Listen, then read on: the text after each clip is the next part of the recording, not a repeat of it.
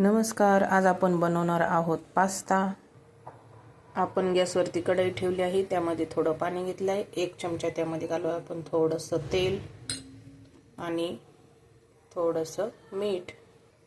पाणी गरम झालं आहे, आपण त्यामध्ये घालूया पास्ता आणि याला उकळी घ्यायची आहे। उकळी काढून 4 ते 5 मिनिट पास्ता असा आपण उकडून घेतलेला आहे। गॅस चालू केलेला आहे। आपण यामध्ये घालूया लसूण,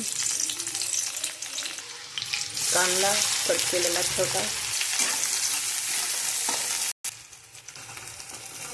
थोडासा गाजर छोटा कट करून घेतलेला आहे। आपण यामध्ये घालूया थोडीशी शिमला मिरची, आपल्या आवडीनुसार आपण यामध्ये भाज्या घालू शकतो। हे छान अशा भाज्या आपण परतून घेतलेला आहे। यामध्ये घालूया थोडासा कट केलेला टोमॅटो, यामध्ये घालूया टोमॅटो सॉस थोडासा, असा मिक्स करून घ्यायचा बाजूमध्ये छान असा, आणि पास्ता मसाला। हे सगळं छान असं मिक्स झालेलं आहे। यामध्ये आपण घालूया आता उकडलेला पास्ता। छान असं हे मिक्स करून घेतलं आहे आपण पास्ता।